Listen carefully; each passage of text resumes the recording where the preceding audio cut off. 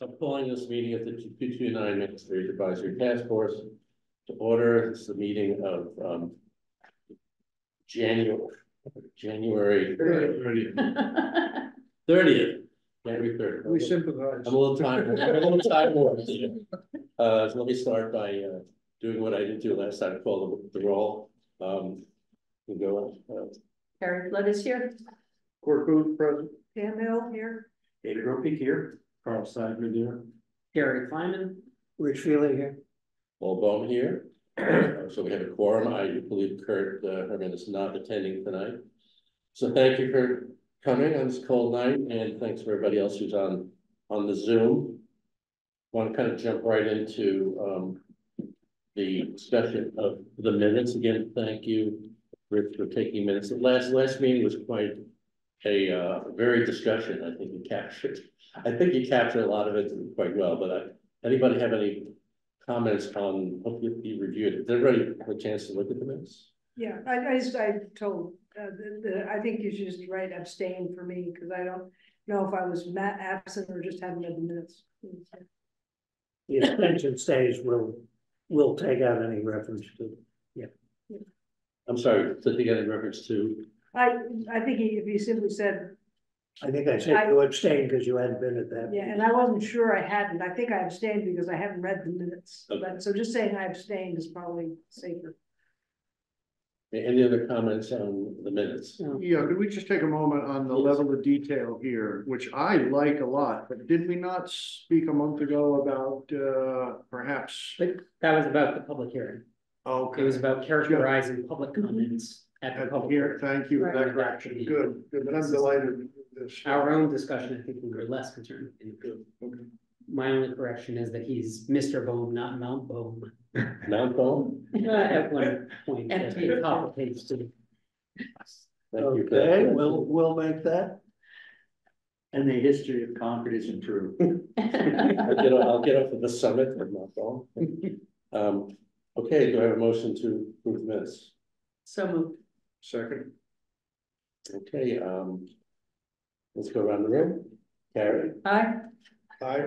I Aye. Aye. Aye. Aye. And I as well. It's unanimous. The minutes are approved as drafted. Thank you, Rich. Thank you, Rich. yeah, Richard, it's great. Yeah. Thank you. So I want to jump into something that's on the agenda. We'll stick largely to the agenda today. I think there may be an addition under one of the headings, but the discussion of documents, and the reason why I keep bringing that up is because it's a really question for the task force about how we want to capture documents. Now, the obvious mechanism is the meeting packet.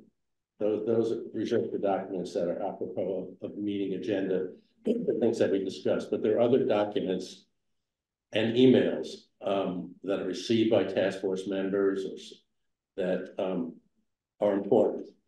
And to be transparent for the public record, there are things outside the meeting packets that probably we ought to be captured somewhere. And then we have notes from, just throwing out things, notes from town meetings, from town staff. So question to you guys is, what do you think, what types of documents should we capture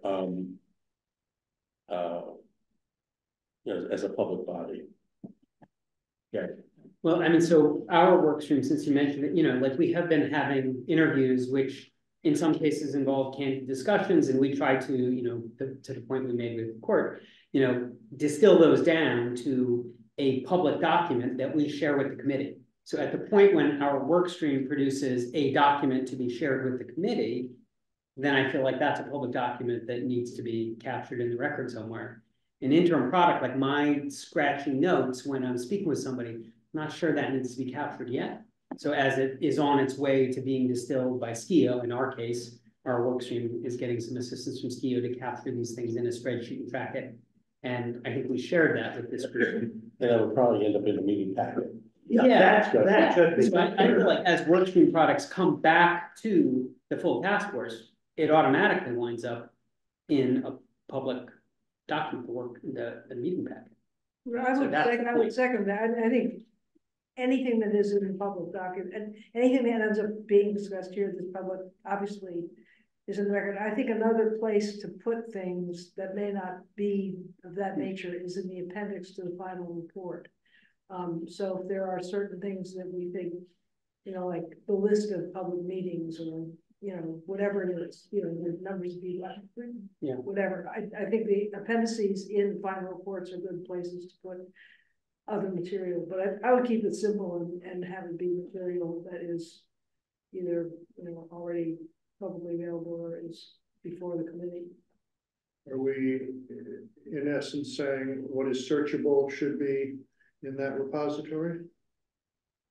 What's relevant to the, Subject to a records request? I think so, what's relevant to our ultimate deliberations, what kind of materials? I think we touched on things that clearly some, but they're, so I'll bring up emails. As far as I know, nobody's used our email site yet, but they could. I could receive emails through the email site. But you've received emails from the public. I've received emails from EPA. So they're emails that are pertinent to later deliberations, I believe, or that are really public comment that we've received, the task force has received. Those are, I wouldn't put those in the meeting packet unless we were going to discuss those, but those are kind of hanging out there too.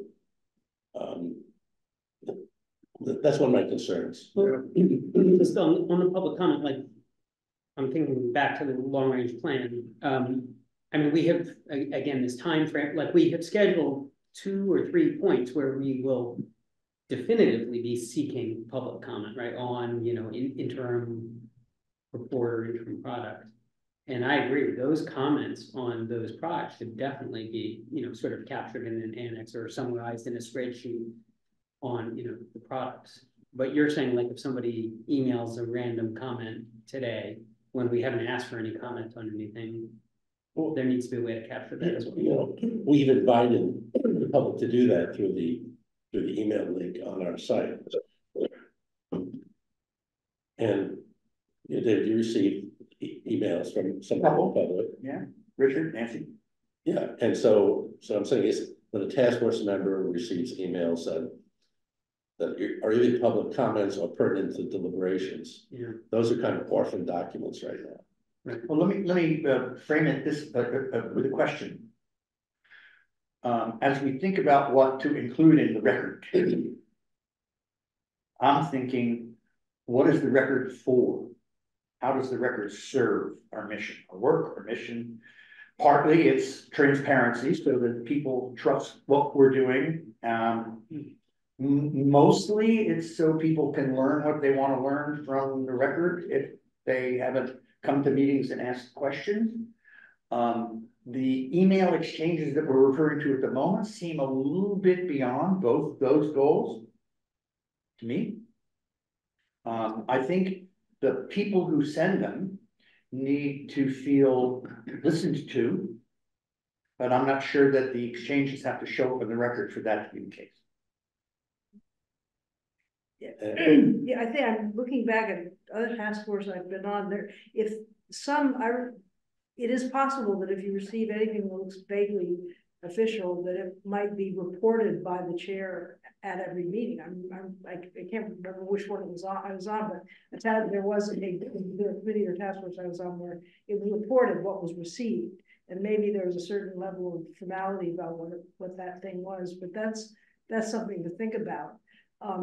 And another comment, just random on this, is that we have to be careful about, we are the voice of the task force, and when do we start responding in a way that may be outside of the frame of what the task force wants to say, or may be received as officially the task force's point of view when it really isn't. So that's something to be concerned about, I think. And the last thing I'd say is just, are we reinventing a wheel here? Is there standard protocol here that the town uses for these things? And is the town clerk, who would maybe have an answer to that? On that note, so Terry advised me that it's the policy that anything that is discussed at a meeting is part of the meeting packet, but it's up to the discretion of the task force subcommittee and chair whether other documents are.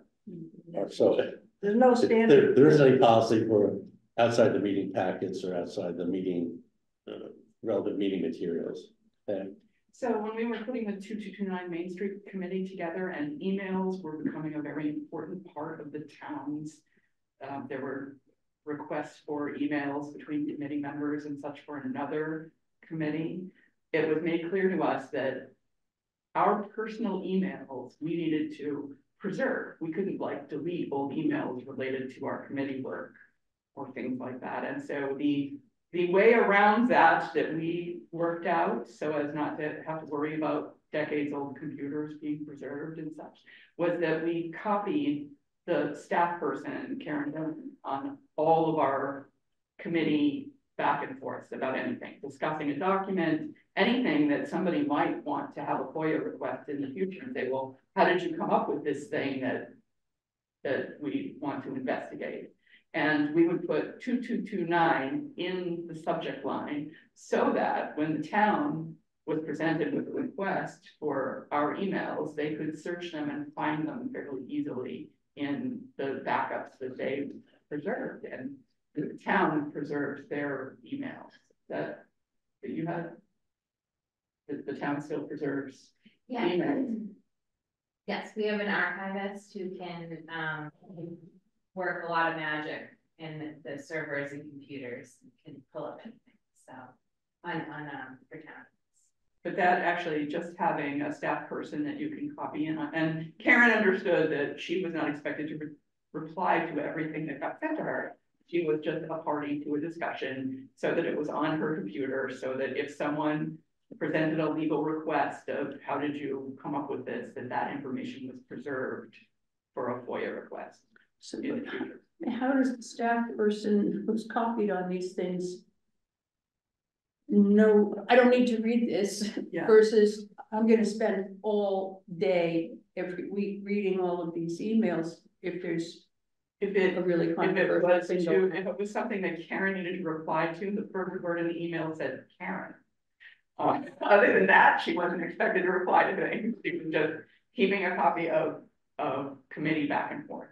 And sometimes that back and forth was scheduling a meeting. Sometimes that back and forth would be how we would make a document public or whether we would be, there was enough there that we wanted. And it was a time when there was actually litigation going on, is supposedly the town destroying servers about some other issue that was totally unrelated. But in other words, that whole discussion of how you come up with a document back and forth, two committee members working on that together, that was considered something that we were going to preserve, that email chain, even if though it was never presented publicly or in a meeting. Yeah. Pam sparked a thought that might be a different alternative. When we had the West Concord Advisory Committee, I remember, we have public comment on every meeting document or docket. And I remember there was a time on the West Concord Advisory Committee when we were receiving public input via email for various things. And what we would do is during the public comment period, if somebody had received an email, like we would bring that to the public comment period and say, we would obviously hear from people in the room, but we would say also, over the last 2 weeks, I received, 2 emails on topic X or topic Y. Here's a printout of it, and it went into public record. It became part of that. Or be in the meeting minutes as well. Yeah, And that's a little more formal than what I've done with Nancy and Richard's emails to me, which I've reported out to the group for discussion, and you were awareness that they've expressed these concerns. So it's on the record that way, but not with some process around it. So, But I like that idea because I think it captures the spirit of what we're trying to accomplish here. It makes its way to the minutes as part of the public record. Yeah, The document is. so we just all available agree if someone wants it. that's a good approach. It's consistent with what the school committee does. We don't do it exactly that way, but the end result is exactly the same. It's revealed in public comments or in a communications item on the agenda. You receive this, somebody else reports they received something else. We're just referring to emails we get from people other than the committee members. Or the way I understand it is, it's traffic that is not germane to a specific agenda item for discussion. Right. Yeah, because for example, Rick and Gary and Carrie and myself have been communicating around the scenarios we're gonna give to town departments for cost estimation. And that's not on the. Right, but I view that as like, we're helping you so that you can prepare a deliverable that you're gonna bring back to the committee. That is that's the public document, I think, is. So that will eventually get. The discussion led you. It's back, like you can say, you know, this involved some inputs from the other work stream, but it also involved inputs from the town, and we, That makes sense. here's our work stream product. Because it seems to me otherwise, our strategy of having the smaller work groups. Yeah. Is irrelevant. Mhm. You know, we'd be Okay. here 3 nights a week. So I think the simple, we have the meeting packets, but I think correspondence received by the task force member will be mentioned at these meetings and be part of the minutes. And the backup documents, if anybody ever wants it, you know, could look at the minutes, where's that document, we'll know where to get it. I'd rather do that than set up a separate repository for a minor number of documents. I don't know if we have any catch up to do on emails. I mean, the emails that I've received and sent to Kara on various EPA, I think we brought up here. So, you know, I've mentioned it, that I backed up some of those emails on the federal leads, for example. But with Nancy. No, Nancy expressed the insurance question, which has been raised here multiple times and in her voice. And Richard are the only two that I've had, Richard Foreman and his documents. So I think we're. You know, I asked Kara for some backup with some fact information, but I told Richard that I did, and that's all been reported out. So nothing. Okay, so we're good. Just to clarify, so for instance, when Gary and I talk to somebody, or if one of us talks to the person, the other wasn't available, I have usually a 1-page minute note, and if we were both there, I'll give it to Gary and say, what did I miss? This is talking to potential users, people with information on what might be done on the site.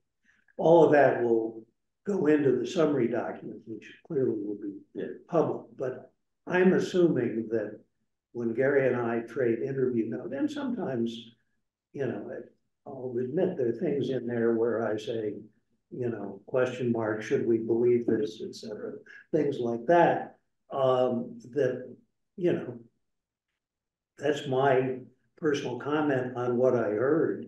It's not something that I think should be in the public record. If ultimately that becomes an issue, it's going to get debated here, but I'm assuming that what needs to be in the public record is what is deliberated on, right? So right, and that's going to be the product that comes to the deliberation. same thing is going to happen, I assume, with David's, you know, those of you who've been talking to other towns.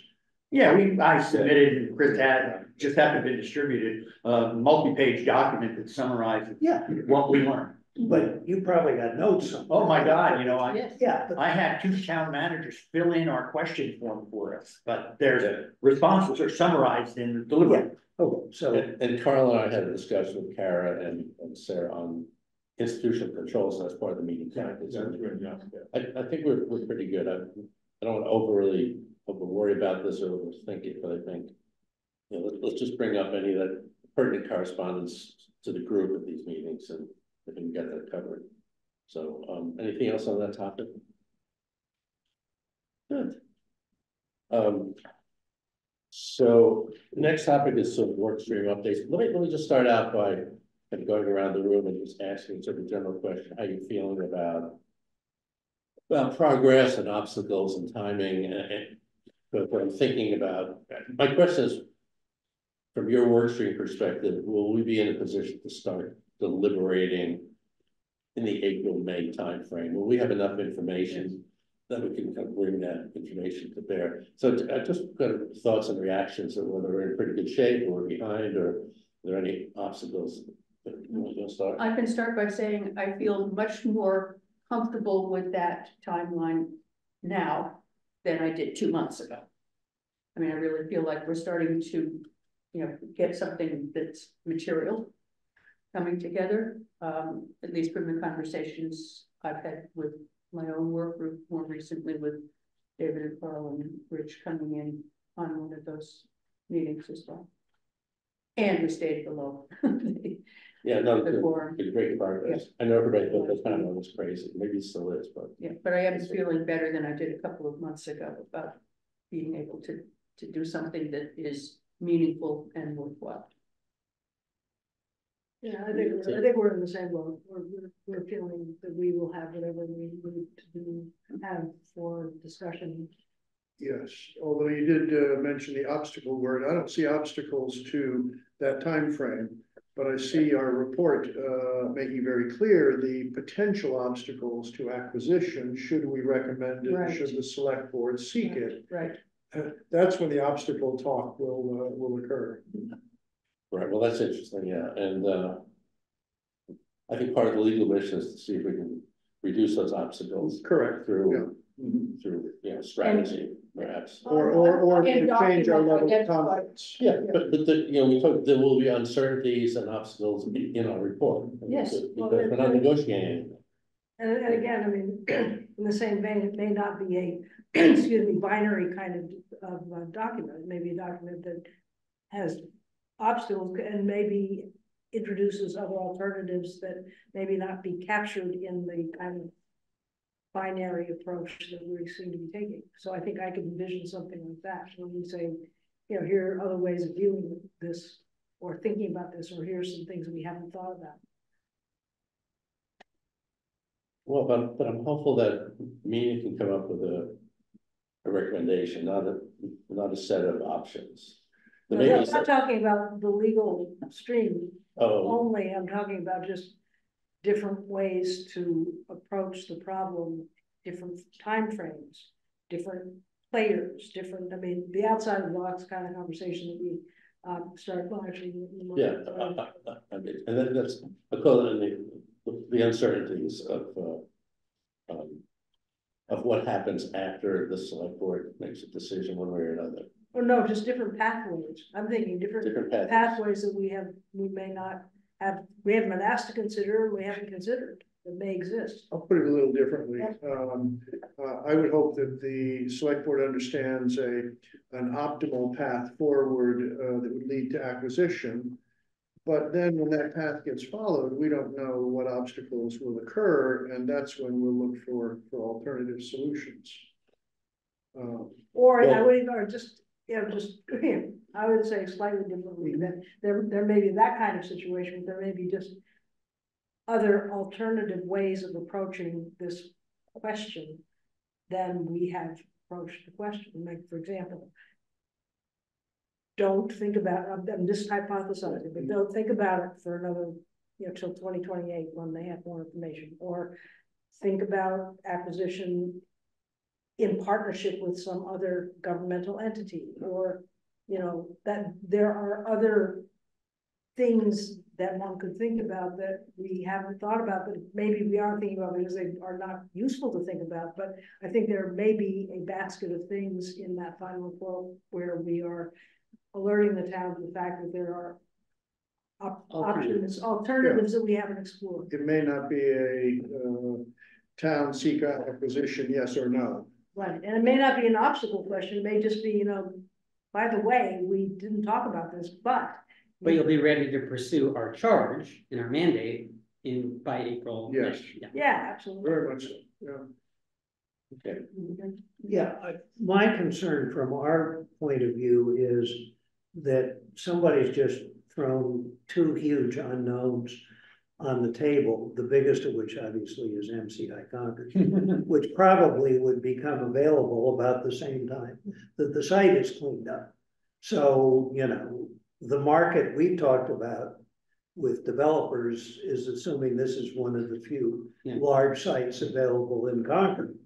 So I have a slightly different take. While you're right, it's kind of the same thing she's raising, right? There are alternatives that we haven't considered. Well, I mean, I think what we got to say is, as of what we know at approximately this date, these are the uses that make the most sense. But, and the other thing that we don't know is the result of the study that the town's commissioned on, DPW and town facilities. Yeah. I mean, given where I would put a different twist on it, because I feel like, we were given a mandate and a charge for this task force, and it's not to have a crystal ball and to know all potential outcomes. We were to investigate, and I feel like our work stream is actually ahead of schedule. I think February 15th will be ready for integration to, work with the other, because that's when February 15th is when we get the RU draft results, right? And I think once we have those draft results, we've come up with a range of scenarios that don't foresee all potential possibilities, but will enable us to move the discussion about, 3 potential out of, an infinite number of potential possibilities forward. Yeah, I mean, So that the town can make decisions as the world evolves. Yeah, we can't put blinders on totally what else is going on, but on the other hand, we're not a planning entity for the entire. Right. The entire town, right? Yeah, for sure. Right, so, I think we have to look at the site and make a recommendation about the site, and with the knowledge of other things going on, we may want to make a recommendation that later on, some planning body says, no, we're not gonna do that here, we're gonna do that over here, but so I think we have to really look at this site unto itself. And the I hear Rich's concern, and Yeah. that was the very reason why I feel like our work stream decided not to come up with, one model, one recommendation, but rather 3 scenarios for us to explore with the other work streams, because they represent a range of potential, so that we can explain to the town that this decision is not a binary yes, no acquisition, and not a binary, it will be thus, because we won't know even when the site is cleaned up. It seems like it's a select board's job Yeah. to balance what we recommend with what other information they have about other things going on in the town. And it's not our job to consider all those. Absolutely, and whether they acquire the site or not. I mean, they could acquire the site and do nothing with it, and what all these other issues play out. So We just need to provide them enough information so that they're knowledgeable as they weigh options. Yeah. Yeah. That's our role. And can plan the next phase of planning, because it's gonna take more planning after. Right. So here's what the economics of this might be, and you can factor that into how much money you got in the bank and whether you want NCI or not. But they know what they need to know to make the judgment, as much as we can tell. This town has a lot of opportunities, but limited capital funds to take advantage of all of them, so, and we're not considering. I was asked by somebody who's been coming, you guys need to put together a capital budget. No, we can't do that. Somebody's gonna do that later on in the planning stage, if and when the select board decides they want to acquire the site. Then that enters the stage of negotiations, planning, whatever. But this work stream will inform that capital. Yes. So I take the decision here as, we footnote that, these events are in process, but our assessment of markets, appropriate uses, et cetera, is based on what the town controls now and its possible control of the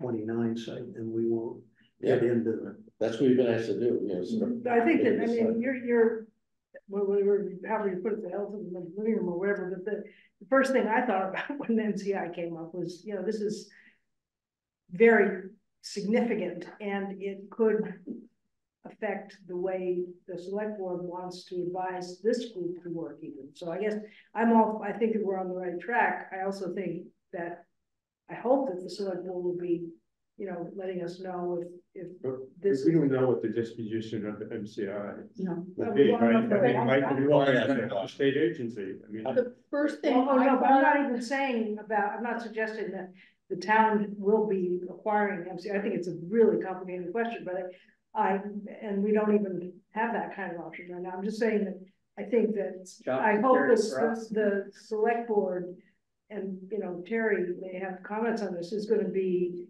anything that it knows that may influence what happens here because of this very significant development will be brought to our attention. Okay, right, did you have a comment? I'm sorry.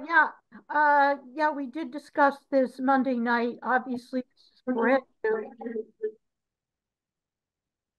came out of the blue. And, my feeling though, from the initial discussion is that it could very well have a significant impact on what reuse we consider for 2229. Because, for example, one of the things that already came up was, you know, whether to put commercial development on MCI, whether to put a DPW building over there. And obviously, we don't have any idea if we're going to acquire it or not, but it really could affect the reuse recommendations for 2229, but we can't say if and how and anything right this minute, but it definitely. So let me ask, it could definitely affect the reuse recommendations, but do you think it could affect the select board's decision on whether to acquire or not? Independent of what we use, because, you know, there are at least 3 scenarios, if not 10 scenarios of using the. Right. Right, and I don't want to put you on the spot, but I mean. Yeah, I don't know. If I really had to take a wild guess, I would say it doesn't really affect it, but I just don't know yet. It's too early. I talked about the White Grove housing earlier, but that was just sort of comment. When I learned about the prison, the second thing I thought about was the long-term interest in getting rid of the Rotary, addressing the traffic flow in that area, which was stymied by the location of the prison walls, right? So the state had been roadblocked, no pun intended, in that regard. So that may be something that comes up first. And also the timeline for either site would be really uncertain. So I think a lot of it has to do with the potential adaptability of the sites to uses of some nature that the town is going to have to confront at some point. And I think our current process enables the select board to think about our site in isolation from the future MCI committee that's going to be doing exactly what we're doing around that site and 5 to 10 years. And not specifically to do this plan, I think starting in 2 years, but because of the potential to address. Okay, just a couple more comments on this, because I don't want to deliberate over the future of MCI. I will say that I believe that thinking about 2229 is going to be and is well ahead of thinking about MCI. Oh, yeah. And it will be by the time we make recommendations. Right. You know, MCI may not even know who's going to own it. Okay. There is a wastewater treatment plant at MCI, right. And it is called out in the legislation for closing acquire that Concord has the first right of refusal to acquire it. It currently has permitted for about a quarter of what it would be an extra third of Concord's wastewater capacity if they would compare to the other plant if we were to acquire it. There is a very good chance that we will acquire it and allow hookups in West Concord for growth. There may be a whole bunch of growth that was restricted by wastewater treatment in West Concord. Right. But look, this isn't 2229, so we're not the planning entity for the town.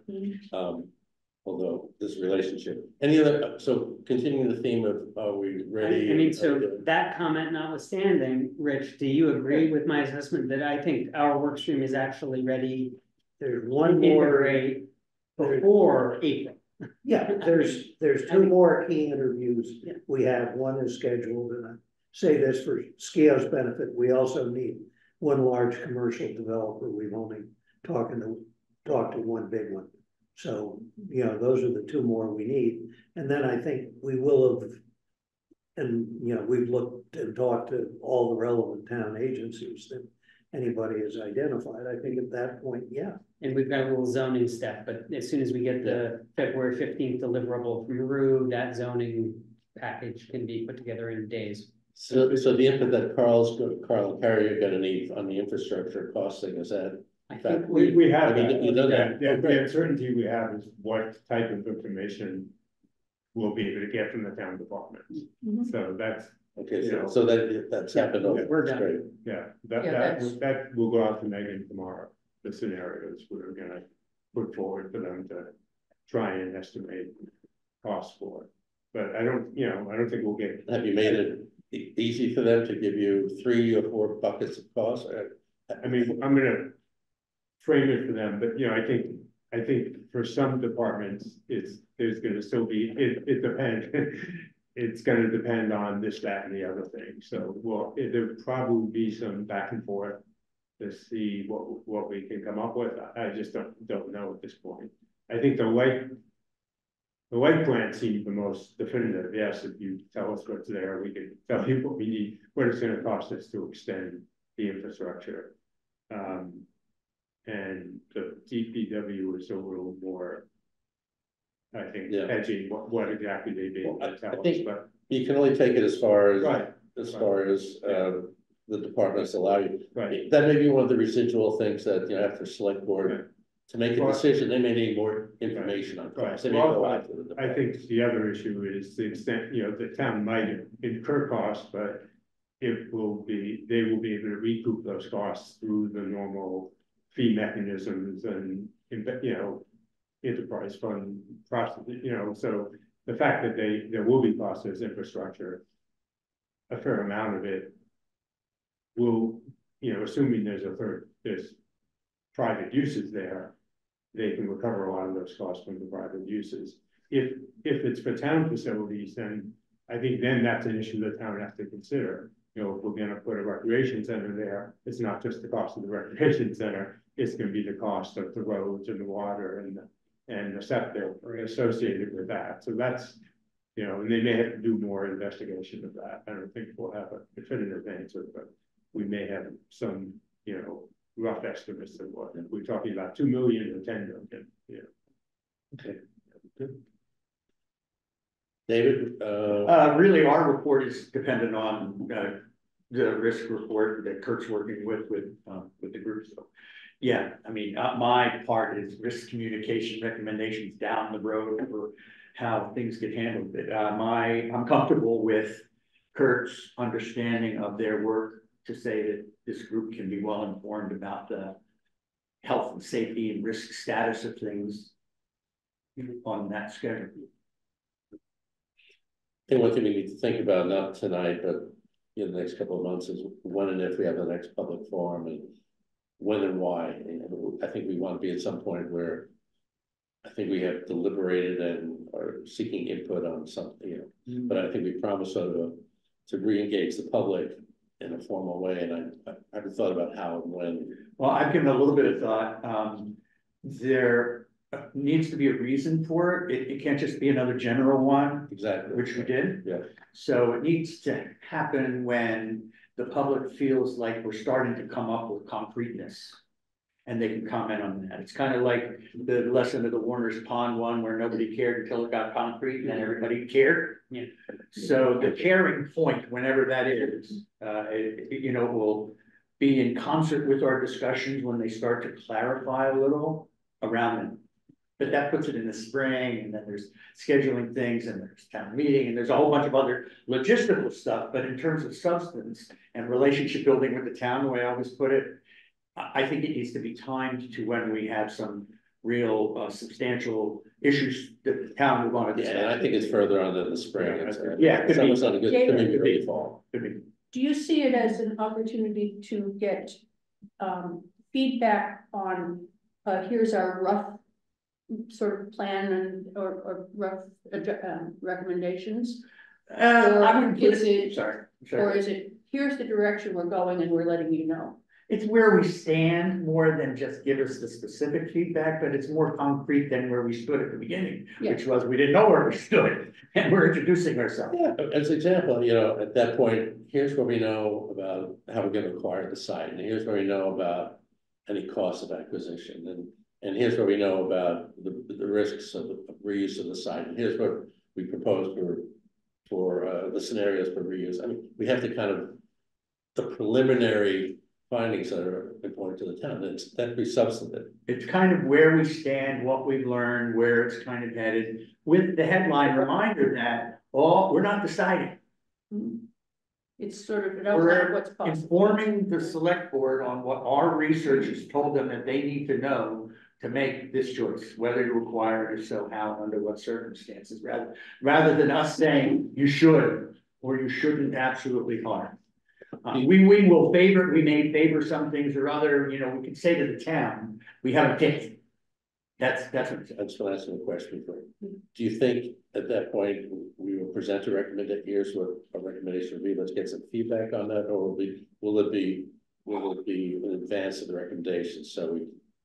I think it will depend on how the group feels. So, I mean, this How, is, you know, if we really all feel strongly A, then yeah, probably. My guess is we're gonna be somewhere short of that, in which But case, no. I thought we already went through this once with your timeline. You'd put together a really nice timeline. It said that the month of March was roughly when we were shooting for integration. And that we would be, you know, more or less ready to present an initial sense to the public. Hold on one second. In, you know, April, May, but that's when town meeting is. So we have to avoid town meeting and we want to avoid summer. So I thought we were looking at one public forum for this initial presentation, but that we were talking about in your time frame a second public meeting, which would be before, you know, basically taking comment on the final recommendations that we would present to the select board. Right. So are we still thinking about two, or is this going to be the only, or maybe that's the question? I mean, that made sense to me, that layout. One of the new, you missed the last discussion where Pam brought up the excellent question, is this a consensus, is this a unanimous recommendation or is it consensus, what are we looking for? And it was a really good question. I think we're looking for consensus, but it may not be. And I think how comfortable we are presenting where we are on that is in part. But going back to what you said we were going to present to take comment on, like, I don't think we need consensus for anything we were presenting. We're presenting information about what are the you know, consequences of acquisition and not. In the first, right. What are three potential scenarios that are not, like, what do we need consensus on? We're doing research that's useful for the select. Are you saying consensus on as to the meeting that we're gonna have with, what consensus are you talking about? They're worried about consensus. I don't think we need consensus. I understand the need for consensus to be if the report was to declare that this task force recommends the select board pursue acquisition or not pursue acquisition. Which would be a decision we make in like November, December. Short of that, consensus. Well, we're gonna make decisions for that because we have to write a report. Could I suggest something? Yes. Just imagine a forum or some such in May where we simply surface the information that each work stream has put forward. Implied in that is, this is doable or not. And people can interpret it as they wish without our help. To your point earlier, let's just let the data speak for itself. A later fall one, if we are more definitive in a recommendation, I think we're obligated to say that before we submit the document and get feedback on a recommendation. Mm-hmm. I think that's your two forms. Yeah. Yeah. Okay. And I would interject on our court's model. Several other communities have gone through similar things, and one of the lessons we learned is relationship building with the community involved intermediate conversations along the way that also included not just the big meeting, but what you had suggested earlier, Paul. They had little workshops. So ours could be with various work streams. That's a model for the intermediate one. If you want to be informed, come and you can meet with these guys and talk to people and talk about various topics. And I think, you know, this may become more obvious as we get more comfortable with the information and start talking about it. So, Yeah, I support the idea of doing two sessions. Yeah, I that makes sense. support that very strongly. I think we'll have a Warner's Pond model problem if we come in with a draft final report. Here it is. So No, we know exactly what you mean. Thank you, that's really good comment. So, okay, that's good. So we're in pretty good shape. Okay, so let's get into sort of specific updates. The way I put this in the outline, I had legal/ownership because things like when we talk about post-acquisition ownership, legal issues like insurance and institutional controls, they're legal as well, but we're dealing with them sort of in the if and when we own the site, what are obligations? So, that's why I'm kind of termed it like that. So I don't know, Carly, there's, I don't know what you want to chat about. We had our discussion on ICs. You've had, other discussions.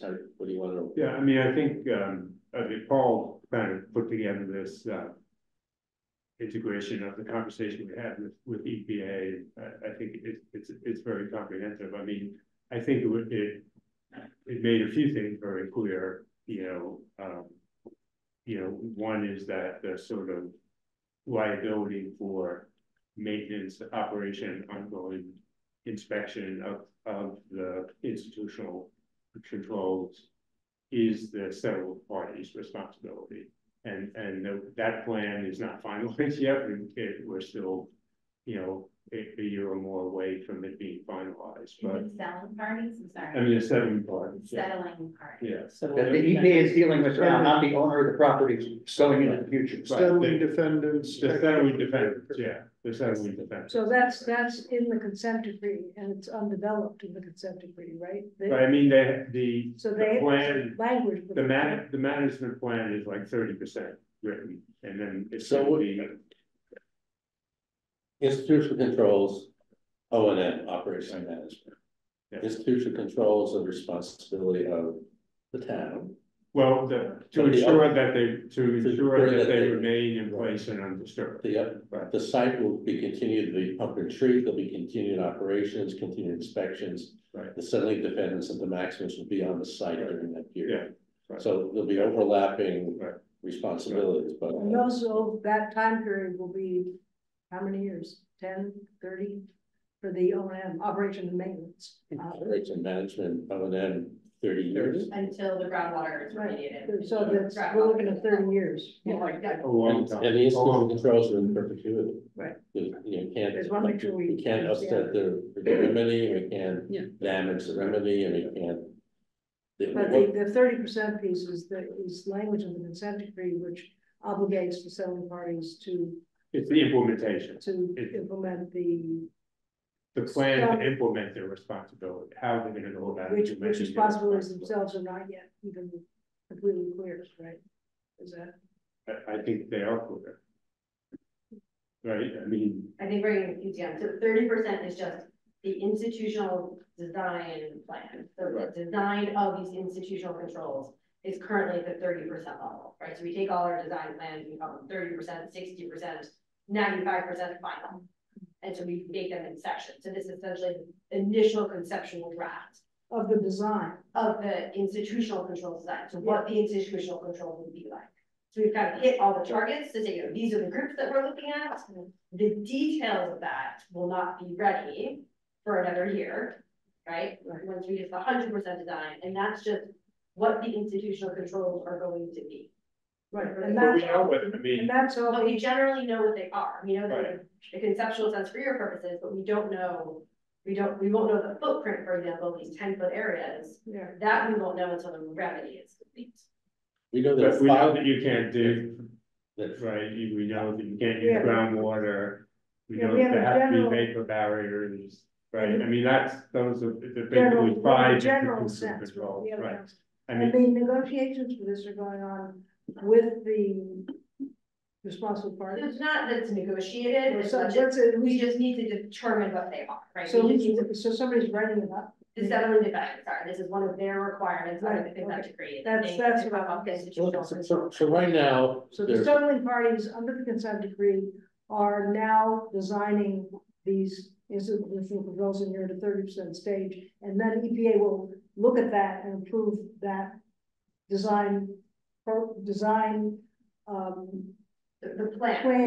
plan. But then you would approve it after settling defendants. Correct. Because the settling defendants are interested in how this thing looks. I'm saying, please. 30, 60, 90 is just another way of saying draft. It's a draft. No, I'm thinking more about content. Who's designing? I just want to get clarification on the content. The content is being developed by the Maximus and approved by EPA. Right. Okay, the content of most of the institutional controls is known right now. Well, the general groundwater, don't mess with the cap. You have to do vapor intrusion issues. can't use the groundwater. You can't dig more than. The main point. Let's just say, let me say one for clarity. The unknown right now, which is being worked out, is the soil. Okay, because initially it was don't dig down to 10 feet, but we know that that is not going to be uniform throughout the site. There are areas where that will be allowed, areas that won't be allowed. That's a detail, the biggest detail being worked out. And there'll be a map in the final institution control, which will tell the town where this institute control applies and where it doesn't apply, so where you can dig freely. So, okay, but that's the difference from where it is now and what the end is. The level of detail is not. I think the main significant statement in all of this discussion for the town that, the select board needs to know is that construction and development permits will have to be very specific with regard to approvals, because that's going to be the control mechanism. When it's all done, the Maximus, EPA, everybody's going to know what's allowed, what's not allowed. The town will know. And it's the construction and development permits that will control whether we meet our ICs or not. So as long as we have a permitting staff that is aware of these maps and the restrictions, and they do their job well to make sure that, any construction permits. I would add to that, if the town has active activities on the site too, then the town department's operating on the site. Town departments have to go through permitting processes also. Right, but in addition to that, if DPW is operating the site on a regular basis, they're gonna have to be trained and have knowledge of what they can. Our report will have a proposed management system, rather than how we recommend the town to manage its institution controls. Permitting, inspection, relevant responsibilities, and we will recommend. I think it's clear that's what we have to do. Scenario. And it's not an incredibly onerous, requirement. We're actually, I'm surprised, we're gonna own a recommendation on that whole set of I would say relatively complicated things. And we always have to remember here, we're not looking at regular old land. We're looking at highly contaminated land that is being cleaned up. And so the institutional controls have a kind of gravitas to them that they wouldn't have if it were just your average playing field. But I'm impressed with the extent to which I had not understood that we were going to be getting into trying to I think approve or even. Well, I think the town that's what wants to know, what does it entail, what is it gonna mean? Yeah. What's the Some magnitude of operational responsibility? Right, but there are levels of generality and specificity that you get into with this stuff, and I get the general concepts that we're talking about. I'm just interested in how much we're going to be digging into. I'm just say I've heard there is a concern in the select board for. We have these institute controls. How are we going to manage this? Because we're worried about this. It's not that difficult as long as you have a system to manage it. So I think we're not going to develop a 20-page management system. We're going to make recommendations for how to manage it. And what the type of activities it will entail. Right. And how much it's going to cost the town to have the staff and the commitment and the expertise to do that, which is not necessarily going to be difficult. I think it has to. I mean, it may be very difficult, but I think it's not just a walk in the park is the point, I think, in this stuff. I think that we've got a highly contaminated site. We've got some controls that we have to develop a staff infrastructure to deal with over a long period of time. And I'm curious as to how much this task force is going to get into that, I mean, well, we'll talk about it another time. Yeah, it's not that difficult at a macro 10,000 foot level to make those recommendations. Yeah. So I'm going to point out that one of the institutional controls is going to be don't disturb the wellheads. Yeah. Right. The sampling wellheads. The sampling wellheads. There are going to be decisions made. There's dozens and dozens and dozens of sampling wellheads right now on the site. Not all of them are going to be part of the 5-year reporting plan in the future. A lot of them will be abandoned. If we're going to build on certain sites, we don't want one of those wellheads to be there. Actually having input into the design, in this case of the institutional controls of which wellheads need to be preserved, is an advantage for us to be able to say, we would really like it if these areas did not contain wellheads. That's an important, I think that is an important part of what this committee could I thought that's what your committee does, your committee doesn't do that? Doesn't get to decide where we're gonna build stuff. No, on we the don't site. get to decide where you. Well, but in other words, if we have a use for the site that's going to say, Yeah, we're interesting gonna put something conversation. big here, or we're gonna Well, develop look, something here. It's a good point. Let me cycle back with Bruce, because I asked him specifically, what input do you need from us in advance of making the decision? It's like we're making a decision. And he basically said, well, you know, the grading is what it is, and it's gonna be flat here. So and I told him, we're not gonna know finally where we're gonna put things, but the extraction wells, not the extraction wells, the monitoring wells. Monitoring. That, I don't know when, Kara, that is actually decided by who. So that would be later, and it would potentially change over time, right? So a number of wells would be abandoned following the remedy, right? Kind of, we've abandoned some already, for example, the holding basin. To do the holding basin remedy, you have to get rid of wells. And that process will continue as the construction across the site continues.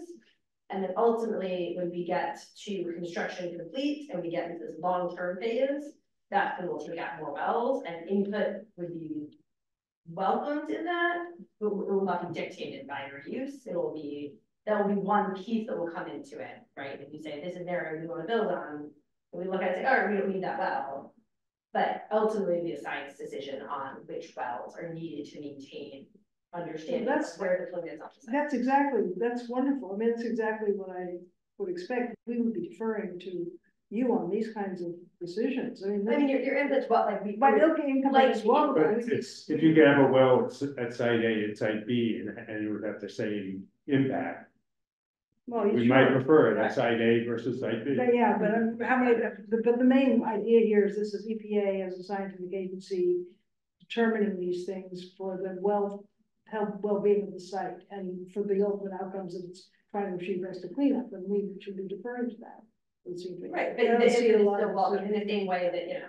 Yeah, grading- not a lot of decision making. But deciding those wells and deciding which There's ones to still a abandon process to be followed. is I in agree. some ways very similar to deciding whether we're gonna pave this section for our bulldozers to get in, or this section for our bulldozers to get in. There are really decisions where it might make a big impact. We looked at some sites to see, and in fact, this was one of the complaints of one of the sites was, we wanted to put our building here, but that was where a treatment building was already sited, so we put it across the street. So our parking lot is across the street from our senior center. Right. Which is uncomfortable for the seniors who have to cross the street. But you're not gonna have the compatibility of these decisions always. I mean, you're not synchronizing. We don't even know if we're gonna acquire the site. I mean, so whether you can synchronize some of these decisions is interesting, but, yeah. Right, good. My takeaway from this is, sort of follow on your reference to Bruce and where we move the dirt. What you're bringing up is much more significant, but what I'm hearing is that we, the town, are not in a position to have any influence on any of this now, but we would immediately after a recommendation. Then the town would have license, so to speak, or an interest in talking with DeMaximus, EPA about any and all of this as soon as they were ready to talk about it. Is that an accurate? Yeah, Well, I don't think it's quite accurate, and I would say because Bruce at the Maximus is making these decisions now purely based on science and, you know, his whim. If he had some inkling that one potentially interested party, not a town that is committed to acquire, but a potentially interested party had certain thinking one way versus another way, like leave all of area C1 and C2 alone, I think that might influence his thinking and his scientific opinion more than if, you know, some developer down in Woburn might. Can we do that? But wait a minute, don't you need to have some kind of a map or a timeline of like when are your decisions being made and how many of yours are fixed and determined by what the needs are for cleanup as opposed to any discretionary decisions with respect to locations of a well because of The point and over time, I mean. The point that we made to select board in charge in this committee is that these decisions are being made constantly and have been for years. And it's that part of the reason we formed this is to start informing more And- quickly. Because How we're many of these suggesting guys- based on what So let's- we might need. Just a, the conversation could be Could we refer to kind of raising our hands rather than Yeah, kind of sorry, talking sorry. around? So So Pam, go I ahead. just might, you know, you've been in it 10 years, I haven't been in it for 10 years, but, it's just. One question is how much discretion is there to, you know, adjust things that are going on at the site in light of interests of a particular entity like the town, I mean, wells or dirt moving, there may be a vast amount of discretion or not. And that's something I just don't know the answer to, and you may know the answer to. And the other is, over time, you know, how early might, you know, the town actually, if it chooses to acquire the site, and what will have transpired, you know, with respect to dirt moving already, and are these sort of red herring issues, or are they real issues? I mean, I've heard us talk about, well, you know, we should, you know, we're missing, it's actually missing, you're making a point, and you may be very well right, that we're missing opportunity right now every minute, because every minute decisions are being made that have a large discretionary component that could have affected what we can do with the site, but we're just going to be too late if we don't get moving. Or it's possible that these are not going to be, they aren't that important, or they are not going to be synchronized as well as we think. So I'm very unclear as the drama behind how much is going on with the, I mean, but it's important because it comes up all the time. You know, yeah. You made the point. You made the point. Yeah. The difference, when the reuse committee did their thing, we had lots of different possibilities. I think what these guys are trying to do is come up with several scenarios. Those scenarios will be very valuable input to EPA and Bruce, because they'll start to see, I think, what and where we may want to do things. We need that kind of input, not only for the wells, but for some of the soil issues as well, to know whether it's feasible or not. So the sooner that EPA can get, in my mind, kind of a peek of what the reuse group is thinking, I think they'd like to see that, and they can compare that. The only small caveat on that is, I think even that 2019 master plan, as general as it was, I think that was helpful. Because it gave them an inkling that our new scenarios would build on, like you're getting a clearer and clearer picture. Even though we haven't made any decision even to acquire, it's giving Bruce some guidance, some direction as he's making decisions as he needs to. Is that, I mean, that's really important. Are we currently feeding useful data into EPA that will influence the dirt moving and the well site? You know? Please raise hands. Every single community we interrogated was engaged in an ongoing discussion with the people doing the cleanup to shape what was done so that it would comport with what they had in mind in the future for the site. And even if they didn't know. Every single one reported that the infrastructure questions were simple. Every single one reported that the oversight of the institutional controls was not onerous, did not require a big deal in the town. They knew what they were because the plan spelled them out, where the wells were, and who could go in. We're making a big deal, according to every community we talked to, out of what, from their experience, wasn't that big a deal. And they all, let's see, all the ones that I can think of right at the top of my head, and what were there, like 7 or something, Carrie, you remind me, and Pam, all of them said that they saw acquisition, which some of them did and some of them didn't, but they saw acquisition as an opportunity to engage in this conversation. Great, great, that's great. Up front, not at the end. Yeah. Yes. So, I mean, Carol would know how these conversations go, and they're iterative, but every community we talked to said they wanted in early on how it's going to be cleaned up and upfront stuff. We're late in the game, this conversation, but every single one said they wanted to shape the remediation and wanted engagement in that conversation, and that when it was done, Carl, the responsibility of the property owner to make sure the institutional controls were followed was not a big deal, as you said. Whether it's this conversation or whether it's conversations about negotiating,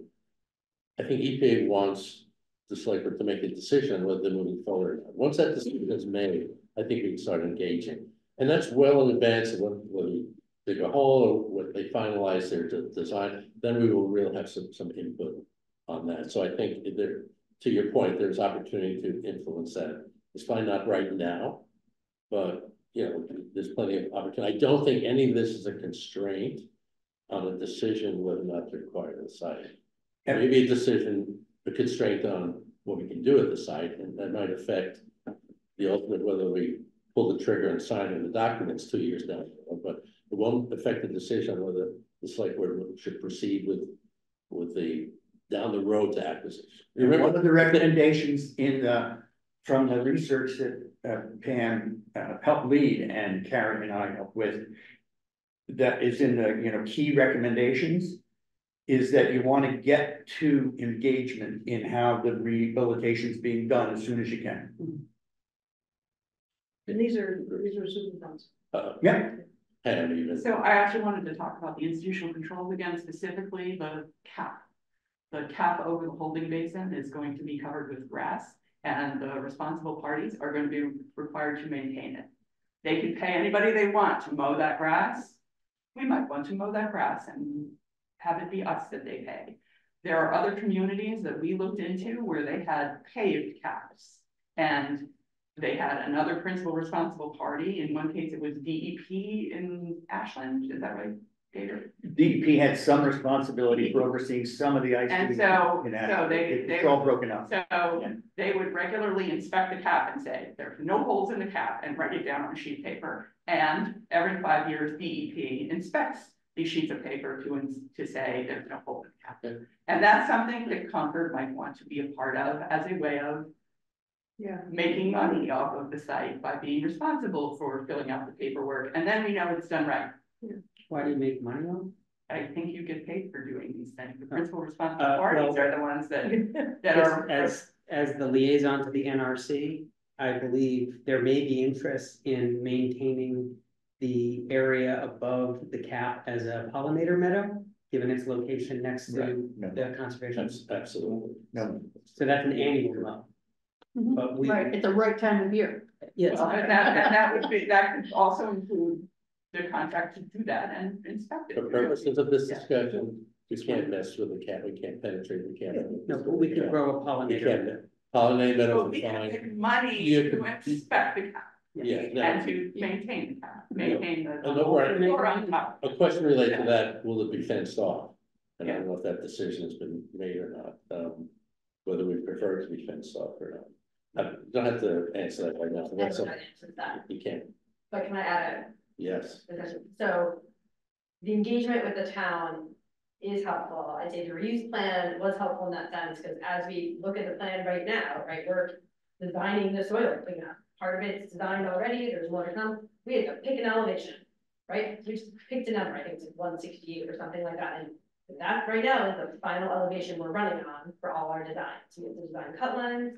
And a lot of that was based on the reuse report that said, we want a fairly flat area in the middle of this site, right? If that hadn't been done, then that discussion might be different to say, oh, okay, you can go deeper here, we can, we don't have to leave it as this kind of single moonscape, we kind of just put dirt where we want to.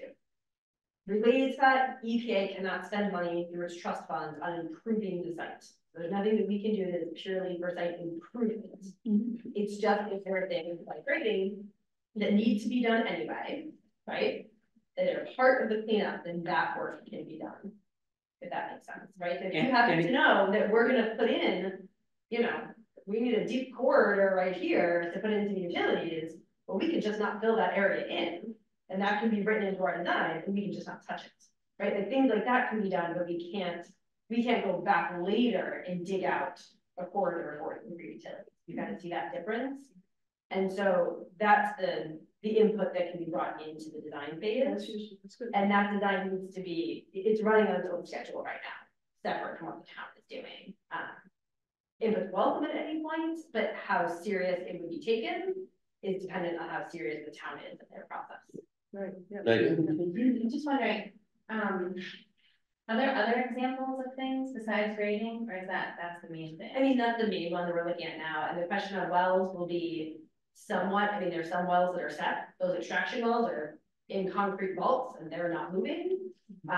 Monitoring wells will have some it'll be somewhat conductive, right? We can have some discussion over which ones stay, which ones go. But. The restoration of the cooling pond as a drainage is also, Excuse me? the restoration of the cooling pond as drainage, using it for drainage for the site. Right, exactly. It should be, you know, right now the site is being drained to the cooling pond. That's how we're gonna keep designing it that way, assuming in the future that we assume that somebody would want to do also on the site is to have your drainage go there. Yeah. I mean, we kind of come up with a detailed list, but those would be the. Just remember that there are kind of two basic types of wells, the extraction wells, which are the workhorse of pumping, and then there are wells that are in place to monitor. The monitoring wells are not very, but they're there, you can't put it. 3 feet above ground right now, but they could also be, you know, a lot of those, you could cut them at the surface and they could just be on grade wells. So you can't build on top of them, but they could be in a parking area. That's a very normal thing to happen. And they don't need 1,000 of them, they may need 20 of them. Exactly, Or you 10 of cannot them. need all the ones. Yeah, that's to be determined. And listen, you know, I don't want to that's good. overwork the institution control issues. These are good things to think about because they impact a lot of things. And there's only one extraction well on the site, right? There are 3. On the site, right next to it. Let's see, last comments on the top. I'll add, John, there were a couple communities that wanted the rehabilitation work to leave in let's see, Salem and Ashland, I'm thinking. There were certain areas that they had generally envisioned as conservation or open space, in their cases, wetlands and open space areas, and putting some trails in. I remember Bruce mentioning to us on our tour that there's a stand of trees that I know some people, Gary Clayton, for example, mentioned in town, leave the trees alone, which is an open question. My point only in making those, bringing those points up is, I believe, based on what we learned, that a strong recommendation to the town is that as soon as you can have a voice in those sorts of conversations. That's as far as we can take it. We can't say leave the trees, do this, do that, all the stuff that we're talking about. That's really not our job as I see it. But we can say that the lesson is we can have a voice in, and the EPA is interested in our input, and it will shape whether they cut down those trees or do a path down to the bog or whatever. It should be a priority recommendation that the town do that. People come down where they need to come down for remedy. Right, of course. I'm just trying to clarify, because it just sounds like great, like some wells and great, like not trees, like just want to be clear about it. Bruce will good if we refer to some trees up on the hill over towards the back. I don't know the site well. Drainage. Functionally. I just didn't want to get too much into the details, because that's not our business. But it just feels like we're saying like big types of things like this, and I'm just like curious, I know it's probably in the weeds, but like what are those types of things that mostly sound like site, not great, but. There's really no reason why we can't have that input now. Because we've had the reuse committee that use that, you know, if you know, our reuse information is advanced, I think Bruce would like to know about it now. It's not, you know, we don't have to wait for formal, you know. They are. Would that be the task force responsibility to do it? Or would we pass that on to the town and they would do it? We would need to talk about the process of that. Yeah, that's where I was. Our charge is to recommend to the select board, blah, blah, blah. But you're right, I agree. If we see some clear things that it would be handy to pass on, hey, Megan, you guys should talk about it, or whatever the process is. No problem getting involved in it, but I don't see that is the task force's current immediate in our charge. I don't think it is, but we have a relationship with Bruce and Damascus. I've asked him, hey Bruce, what else they need to know, and if we know we can help them out. I don't think it's a big formal thing. We're not actually constructing anything, but the general areas and general issues in certain areas that we know from the reuse planning is going to be important. It's necessarily informal, as you said. Yeah. But I would be uncomfortable if Megan and Terry were not current on anything that we were sending to Bruce. I think they should be current on all of them. Otherwise, we're getting ahead. Yeah, I think so. Yeah. Send it to. Okay, That's what I mean, not the Bruce. Yes, fine, better yet. Okay, thank you. It's just the old report that's going, that's informing, I gather that the old report or the 2021 or whatever is what is now actually of some benefit to Bruce, is that right? It's my sense. I mean, That's all. Yeah, which is already, and that already does have the town stamp. the guy reads, for all I know, he's reading our minute packets every month and But yeah, God help that was a change. Every topic that we're discussing in Yeah, right. this task It's force public. was mentioned or covered to some extent in the reuse report, every topic. Yeah. And that's what we're just trying to kind of really get more detailed and, specific recommendations to the select board. If I might, let me just share a caution. If we do too much of this kind of communication, then it could be claimed later on, rightfully or not, that we were stacking the deck in a certain way because we were painting a picture for what this was going to look like long prior to submitting any report to anybody. I don't think we want to have that uncomfortable discussion. That's why I think we have to be careful. You put a road here, not there. You put a trench here, not there. When you say communicating this way, are you talking about our discussion here tonight, or are you talking about? No, I'm talking about sending information. telling Kara that we want this, not that. So the only thing forgive me, this is important to understand. There is the existing report, which is general and blessed as it were by the town, which is public and which I gather might be some utility. And there's no harm in that. But to be clear, we never conveyed that officially. We never put a cover letter and sent that to Bruce or Kara.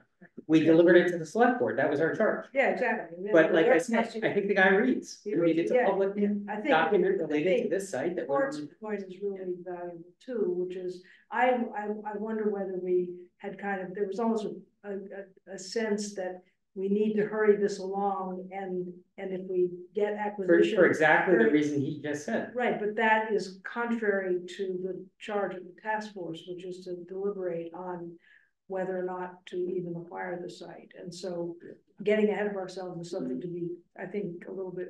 Our charge goes beyond determining whether or not to acquire the site. Yeah, and also I fear us getting into scientific determinations that we shouldn't get into also, which is something that should not happen. I agree.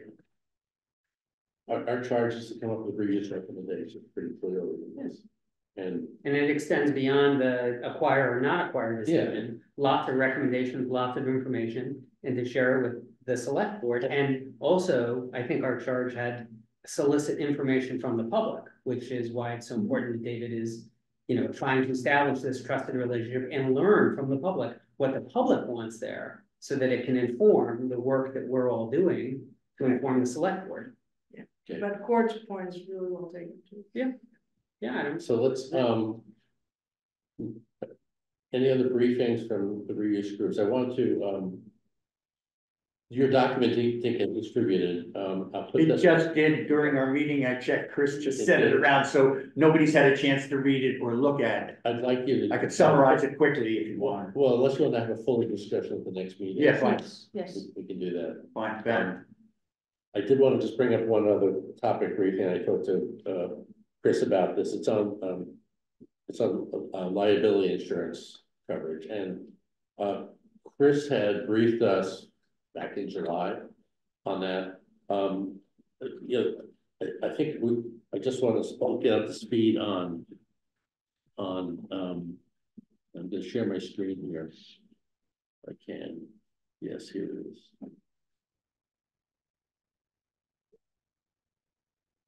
So I, with Chris's help, put together this kind of real general slide because I just want to talk about, or have Chris know what we're talking about when we're talking about insurance. And I put this in two categories. What can we get through in a policy, what kind of insurance, and what issues cannot be covered by insurance policy, but which are covered by, I'll call it our risk management aspects. So those are the kind of two buckets here. Chris, you want to just kind of generally take us through this, and because there is a sense that, boy, the town, is in trouble. We can't get coverage, or we're liable for some claim of contaminants later on, and so I just wanted to kind of calm the waters on that. Yeah, sure. So Paul, you can hear me? Yes, fine. Great. Thanks. So yeah, I think there's a few things to keep in mind, as in risk management, we try and transfer risk contractually whenever possible. There's also the other thing to keep in mind is that the town occasionally does get sued, and we do rely on our insurers to provide us with attorneys and legal defense. So even in circumstances where it's not totally clear, in some circumstances we do have legal defense. So in terms of this slide and these two points, generally, through insurance, we can insure general liability. We do have an environmental pollution application open right now that we have not submitted, that'll cover us for, operational hazards, oil spills or hydraulic fluid spills or whatever on site that's caused by town operations. And then any sort of operational errors. Issues that, typically would not be covered in a policy are really the site contaminants that are identified in the ROD and being treated. Those would be further kind of like clarified in any sort of assumption of liability or any sort of like agreement that the town actually makes with the landowner or with the EPA. That would be hammered out then, and then usually you would align any assumption of liability in the contract. You would make it a seamless transition between the contract and the insurance policy. So those two things are pretty important. So that the other part is at the last box right there is any sort of liability protections negotiated in an agreement. I think that is a little bit more of a gray area where I think we can expect to have through insurance legal defense costs incurred for any actions that are brought up against us that are very clearly delineated in the any agreement that the town makes with the EPA. So again, it is speculative right now. Insurers are famous for, and David knows this, for saying, we don't make any promises for coverage. And a lot of this stuff needs to be really specified for an insurance quote. And then, the circumstances of if we do acquire the site, how we acquire it, and the assumption of that parcel. The insurance coverages would kind of roll out from there. But that's kind of a general overview. There's definitely been some comments that the site's not insurable, and I disagree with that. The town had an insurance policy in place for 37 Knox Trail that was very kind of similarly contaminated differently, but definitely way more contaminated than any sort of typical environmental pollution site. And so we expect to have insurance coverage for this. How much it'll cost will really depend on the scope of coverage and the extent of the site cleanup and any agreements that the town makes either with the EPA or the landowner. So basically we're protected two different ways. One is through formal insurance policy, that's the top. The other one is through the liability protections that we know we're going to have an agreement with EPA, and then there's the self-administered BFPP, bona fide purchase, or I always forget the acronym. Bona fide prospective purchaser, and that is as an innocent landowner, if we acquire the site, that's something that is very well specified how that's laid out, and we have to codify that. But that's something, the BFPP is something that the town undertakes and administers, as opposed to the formal agreement with EPA, which covenants not to sue and the settlement agreement. Those are different. That's what I was going to ask about. So several of the communities that we investigated, I'm a little bit ahead of myself, but it's relevant at the moment, did allow, in one case, Woburn, for example, they, some land stayed in private W.R. Grace hands, it's civil action, right? And it's the part that has the hotel and the restaurant on it now when you get off that exit, right? So that was sold off by W.R. Grace or whoever their owners were to a private developer, but only after there was something called a Brownfields Covenant or some legal instrument, and this is a question. I don't pretend to understand them all, but there was another one in another community, and I'm blanking on which one, where there were some existing either state or federal or some sort of legal programs that were brought in for use. Oh, Industrialplex. Industrialplex had one too, where some sort of existing government program provided the coverage for this issue. It's partly legal and it's partly a risk thing. And I don't know more specifics than that, but I put them on the table for us to investigate because they may be germane to how we resolve this part of our question. Yeah, I mean, this is clearly so in the legal camp. Let's see it. No matter how we acquire, the site, we need liability protections. Yeah, these programs that may provide it. Through BNPP and through some settlement agreements with EPA. And there may be other coverages. Yeah, but that has to be, figured out by council. But that's, there are lots of towns that have gone through that process. My point on this entity is that we're protected through that mechanism, those mechanisms, not by insurance. We're protected for pre-existing contaminants. Insurance won't cover us for depleted uranium or for the PCBs that are there, or for things that are discovered that are related to NMI. Those, we get liability protections through other mechanisms, not through insurance. But that doesn't mean a party can't sue the town. They can sue the town for anything. And then, there's litigation defense, which is not even on the slide there. Chris, I have a question under operational areas. So if just a hypothetical, a town department's on the site, DPW or an initial light department, and they mistakenly read a map and dig more than 10 feet in an area where the institutional drill restricts that. And my understanding is then the town would be liable to remedy that, right? We disturb the institutional control. We'd be liable for whatever, cleaning that soil, putting it back, whatever we have to do. Would that be covered under insurance operational errors?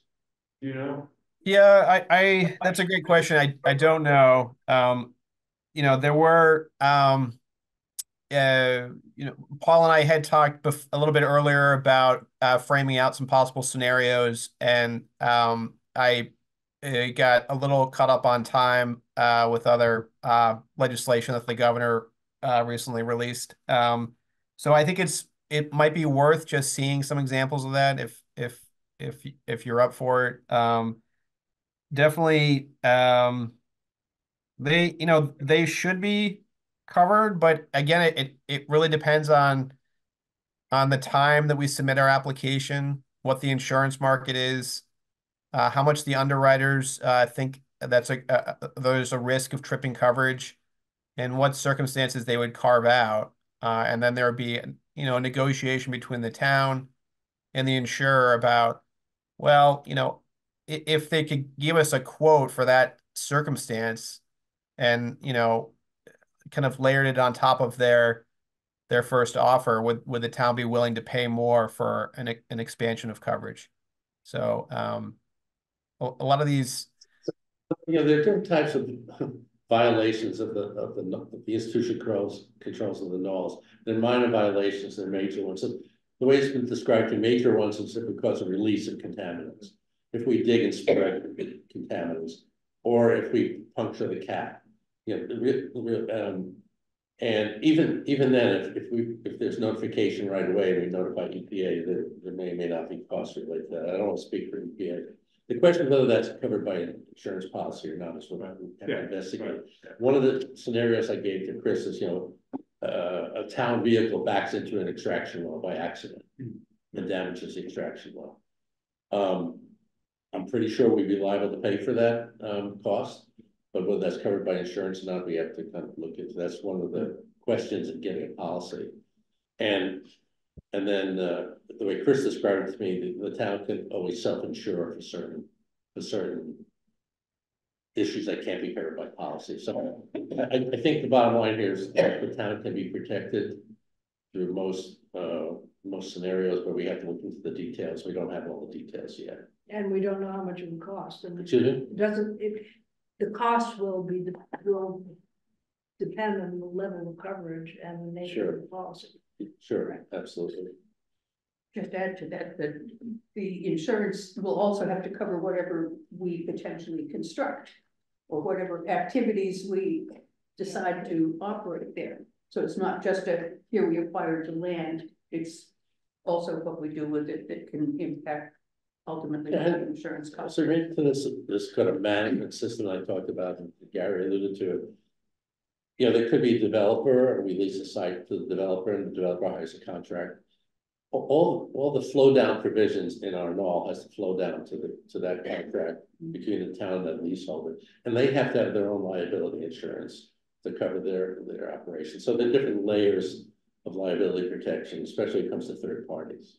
Yeah. So I hate to speak for Nancy James, but I'm going to say her concern about insurance was the liability, like people got sick in the area and sue everyone on the site. So they sue the town, they sue the responsible parties, and in theory, we would not need any liability protection from what could have been damaged from the site because of our agreements, except that in the meantime, our lawyer is going to have to respond, and so that might take some time. And if we have inadvertently dug somewhere we weren't supposed to dig and maybe didn't notice it until later, then maybe a responsible party might point a finger at us and say, well, we're partially responsible for that illness or whatever. That would be the scenario that she's worried, the real worst case scenario that she's worried about. Yeah, I think those aren't insignificant. Yeah. People can sue the town for things that the town are not liable for, but we have to defend ourselves, and we have mechanisms for defense, but that doesn't mean it's not going to cost us to defend ourselves. Yeah. Or cost us to cover ourselves to defend ourselves. I just want to pick up on what Pam's saying. I mean, there are two issues. I mean, can we get insurance to restore the well? Yeah, sure. But if, there's been vapor leaking into a housing project for years that we didn't know about because they went under 10 feet, and we get sued because people develop something that is arguably linked. I mean, that kind of consequential damage, I mean, do we know if you can get that coverage?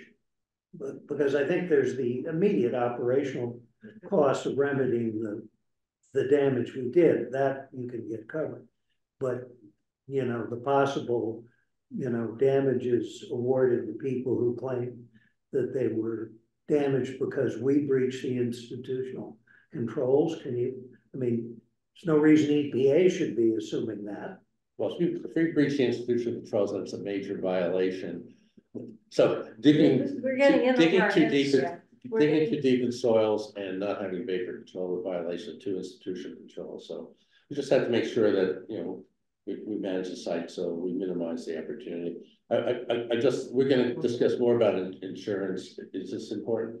Well, I just wanted to say that the document you're coming around with about the sites that we looked into, yeah, all of them were very careful about getting liability protection from the principal responsible party, from the EPA as part of their covenants and whatever when they took the site. And none of them reported having any trouble getting extra insurance. I looked into a site in Louisiana. They have a municipal airport. They have a whole cost center about insurance from spilling fuel or things related to their airport. They have no extra cost center or extra costs pulled out for their marina that they built on the Superfund site. So other communities have not found this increased cost of liability insurance or increased problems because of that. And some of those sites are sites like a civil action where there are serious issues with those sites in California. One of 2 places in America where science has proved that pollution caused illness. Yeah. One of 2. But and they got liability is the point. Sure, but they're not concerned about this future liability at the site once they have taken care of they haven't had increased costs and that future liability because of the costs, or because of the cleanup that was done, they've had protection from. We got one more topic before I invite public comment, on here, and that's sort of next meetings and agenda and timing. So, we've been having meetings twice a month. I think we have good discussions each one. For the task force, should we continue the, twice a month until we, do we feel otherwise, or do you feel? Yes. Should, so the next meeting would be the 13th February, and the meeting after that would be the 27th. I had proposed a sort of a general discussion about legal issues, maybe a broad discussion with the task force. At that point, I didn't get any feedback from the legal team on that, but I do know that you have a conflict on the 27th. I'm available on the 13th, not on the 27th. We got meetings and hearings, no, just meetings that night. So if we wanted to have a legal discussion on BFPP, PSA, do we want to have that kind of discussion in general? You feel? I don't know that we have to have it on the 13th. No, 13th. No, I was thinking later on, but not on the 27th. Later than the 27th would be probably better. You do it in early March too. Good. Yeah, I was looking at the town meeting schedule, what the hearings are, and there's a select board hearing on the 26th, but the rest of that. Right. There. Okay, so I'm hearing, let's keep the meetings as is. Court's gonna miss the 27th, but we won't have the legal discussion until March. And we still have to talk about what that means, how to have a productive discussion on that. Good. So we'll have to other dates. Any other comments from the task force? Well, just for the record, I did bring up before the school committee the fact that we were doing outreach to various town departments, that we had not gone to the school department on the premise that they were not interested in a dialogue with us. But that was an assumption, and we wanted to expressly put it to the school committee, the administration, do they want to talk with us? And their answer was no, thank you, you read us correctly. Yeah. Wow. Check that box. I remember going early on the reviews committee when I briefed the school committee. Thanks. Any questions? No. Buses. Yeah, buses. Okay, it's great. Oh, the battery's turning low, which is not good. Any comments? Any public comments, please? Got Terry. Paul? Yes. Oh, hi. Okay, I am so glad, Paul, that you talked about the report having a section on institutional controls. And the more specific it can be, the better. This is one of the most important sections, in my view, for making a decision on whether we should acquire the property or not. Because we will need to know what is DeMaximus going to do and what will the town need to do. Is it just permitting the way Gary is talking? I see you guys moving all around. Are you having a problem hearing me? Well, my battery's running low, and I'm trying to save the meeting here. We can hear you clearly. Yeah, you're fine. Okay. I mean, obviously Gary's right. We're gonna need to do okay. Paul, just your computer? What? It's just your computer? Yeah. It's not the meeting, so No. can we continue? Yeah, I'm sorry, go ahead. I'm Okay. sorry. So it's not just permitting, but what about enforcement and monitoring? What about if we need new staff hours or other costs? These are things that the select board is really going to want to know. And for me, that's maybe the most important section in the entire report. Pam Rockwell, I don't know if you might want to talk for a minute about something that came up at the 2229 Oversight Committee. Because this task force, I'm not sure if you're all aware, Paul alluded to it, the 10-foot limit is possibly being changed to only 2 or 3 feet in certain areas.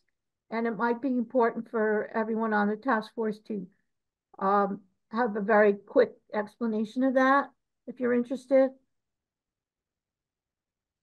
So the record of decision for the remedy of the holding basin was to build a concrete barrier around the outside. The holding basin. The holding basin, Okay. just the holding basin. Build a concrete barrier around the outside, put a clay cap on top of it, infiltrate it with materials that would make the materials inside less mobile if it were to leak, and then cover it with 10 feet of clean soil. It had to be filled up to grade in order to actually build the wall around the outside. So DeMaximus has already done that. They've used material from under building A that is relatively clean, not perfectly clean, to fill it up to grade so that they can build their wall around it. That ended up at a higher grade than what was expected. And they have asked that there only be a minimal cover of soil over the cap instead of the 10 feet, because that would put it at such a high grade that it would be unreasonable. They also feel that would be a very useful thing to actually not have 10 feet, because it's a lot easier to inspect and repair a cap that is 3 feet deep or 2 feet deep than it is something that's 10 feet deep. It's easier to inspect the integrity of it. It's easier to go in and change the material if you need to afterwards. We are never going to be able to build, penetrate, or do anything on top of this. If we really wanted to, we could probably get it finished as a parking lot, but it's right next to a wetlands and the NRC is not going to let us do that. So they suggested this in one of their holding basin. In the 30% design for the holding basin, they suggested that it be this small a cap. EPA took notes from the 2229 committee and their own notes and said, well, that's not what's in the ROD. We're going to be discussing it. That's where the situation is right now. We should, in the meantime, there's a lot of material over the contaminated source that is fairly clean between the contaminated source material and where the cap will go. I'll have to say, I personally would love to see 10 feet of soil there. I would like it to be harder to make a mistake to dig through. But I also see the argument of it being easier to inspect and repair and change out if we need to. That is something that's valuable. It's a discussion that's going on. It would require an amendment to the ROD, right, to actually do that. Technically, it's called an explanation and some big differences. Okay. And it's still under discussion because the holding basin work has not been done yet. Who makes, what's EPA's view of this? Is EPA the determined, are you the? Yeah. So what's your, I mean, the whole idea is that you want to clean to residential, whatever the standards are, and you're the scientific agency determining that, and shouldn't we just defer to what you think and what you think? Right, I mean, yeah. It's in design right now, 30% is done, they're working towards 60% in June. The Federal Independents will give us their plans, we'll review them, and Pam is kind of saying, if we find that it's equally protective, and we agree that this makes sense, we, heard other inputs, what will happen is there's different ways to change a ROD. This would go into eventually something called the explanation of significant differences, or ESD. That would be a legal document that EPA would put out kind of detailing this change as it's put in and saying, the reason that this change is allowed is because it's still consistent with the ROD, it's still protective, it hasn't changed anything. And would that go up for public comment? So it's not technically required for an ESD. However, Region 1's normally sends it out public comment. So the only way this really affects the work of this committee is the knowledge that institutional control may involve a cap that is not 10 feet covered, it's 2 feet covered. This doesn't involve soils in general, it's just a cap. The institutional control cap. So it might be more vulnerable to damage, potentially based on, based on something. Well, it's hard to dig, with a shovel down to 10 feet, but 2 feet is easy. So I mean, that's just something to keep our eye on. Yes, but it's also easier to repair if there were to be something like an earthquake or. Yeah, and I've been told many times by Bruce and others that you know, somebody digs there inadvertently, and somebody realizes it because you guys inspected, you tell EPA, you just don't want to, you know, penetrate the cap and release material, so. But it's part of, Terry, it's part of the whole system that has to be created to kind of make sure that doesn't happen. I'll call it the management system, inspection, Right. education, permitting. There's gonna be signage too. Signage, maybe fencing, you know, just to keep people out of there. And the 2 feet that we're calling cap is on top of a whole bunch of other stuff before you get to the contaminants. You don't dig with a shovel and get to the muck. I know, but we can't damage the And cap. I mean, that's the EPA's call on this, but we're getting a little confused about it being accessible within 2 But feet. we're in over our heads. is Yes, what- we are. But also, Way over our heads. Yes. This is, I mean, really. but scientifically, what the holding basin remedy is doing is not protecting people who are sitting on top of it. It is protecting the water deep underneath, down near the bedrock, from the source material that's going to be the drinking water that could go off the site. That's what that remedy is protecting. So it's very, I mean, it is comforting to look at 10 feet and think, well, that's 10 feet, it's harder to make a mistake. 3 feet is still kind of hard to make a mistake. Maybe a foot, maybe just having a cap that's inspectable. There's a lot of variation in there, but they all protect the drinking water. Yeah, so we're not dealing with the technical getting issues in- here. EPA's We're not getting, not us. EPA and the committee, Not the task force. we have to be aware, We're we, not. we have to be aware that institutional control is still in place, don't damage the cap, but it has a slightly different dimension. So the town is gonna have to manage that maybe slightly differently, or maybe done. And there's discussions with my committee as to, with the 2229 Main Street Oversight Committee, back and forth about making comments about whether there is a preference for sticking with the original terms of the ROD, so.